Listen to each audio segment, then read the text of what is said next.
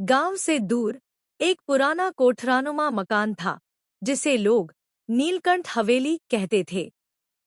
कहते हैं वहां कोई नहीं रहता, लेकिन रात को खिड़कियों से किसी के देखने का एहसास होता है। लोग डर के मारे वहां जाना भी पसंद नहीं करते थे।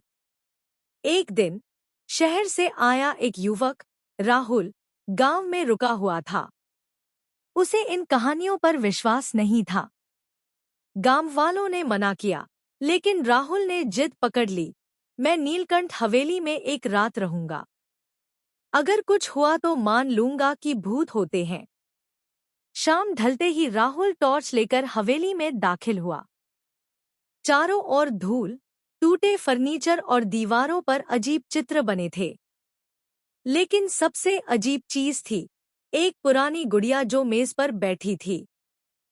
उसकी आंखें कांच की थी और ऐसा लगता था जैसे वो घूर रही हो। राहुल ने हंसते हुए कहा, तो तू है इस हवेली की रानी? और उसे पलटकर एक कोने में रख दिया।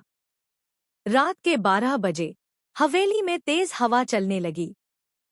दरवाजे खुद ब खुद बंद हो गए। राहुल घबरा गया और खिड़की की ओर भागा, लेकिन बाहर अंधेरा था।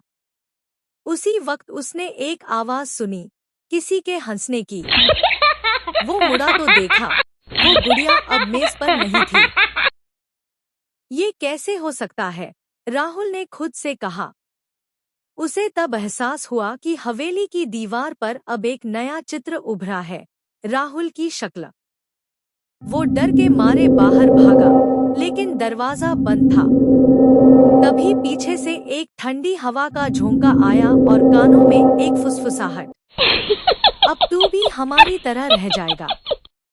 राहुल ने पलटकर देखा, गुड़िया अब इंसानी आकार में बदल चुकी थी। उसके चेहरे पर वही कांच की आंखें थीं। अगली सुबह गांव वालों को हवेली से राहुल की आवाजें सुनाई दी, लेकिन जब वो अंदर गए, वहां सिर्फ एक नई गुड़िया पड़ी थी, जिसकी आंखें वैसी ही कांच की थीं और शक्ल हूबहू राहुल जैसी। अब हवेली में 2 जोड़ी कांच की आंखें खिड़की से झांकती हैं, एक पुरानी और एक नई। कहानी अच्छी लगी तो चैनल को सब्सक्राइब करें।